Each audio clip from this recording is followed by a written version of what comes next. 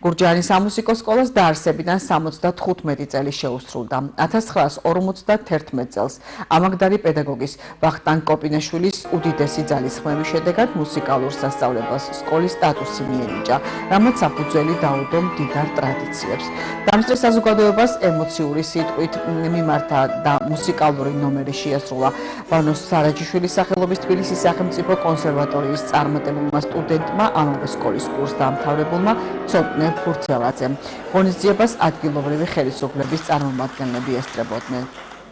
ვილოცავ სამუსიკო სკოლების გაერთიანებას, მათ პედაგოგებს, დირექტორს, მენეჯერებს და ასე შემდეგ. ყველას თითოეულს არ ჩამოვთვლი ახლა რომ არ გამომრჩეს ვინმე.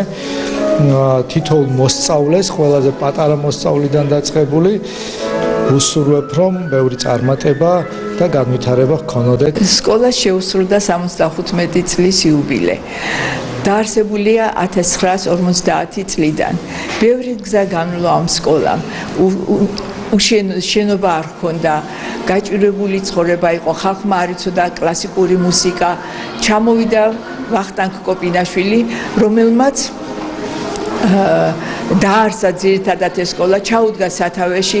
წლების მანძილზე წარმატებები აქვს ამ სკოლას და მე მჯერა რომ კლავაც დიდი წარმატებები გვექნება, რადგანაც ყავს ძალიან ბევრი ნიჭიერი ბავშვი. ძალიან მნიშვნელოვანი დღეა, იმიტომ რომ ამ სკოლას 75 წლის წინ ჩაიყარა საძირკველი და დღემდე აგრძელებს თავის მოღვაწეობას, ეს ხო შორის ღირსეულად აგრძელებს ამ მოღვაწეობას. და მე როგორც ამ სკოლა დამთავრებული, რომელიც დღეს ამ გზას მიუყვები მუსიკალურს და კონსერვატორიაში ვსწავლობ, ვფიქრობ, რომ ეს სკოლა არის ჩემთვის მეორე ოჯახი, მეორე სახლი, სადაც მუსიკალური ამბანი ვისწავლე და სადაც ფეხი ავიდგი მუსიკალურად. ამით ჩემთვის ძალიან მნიშვნელოვანია დღეს აქ ყოფნა.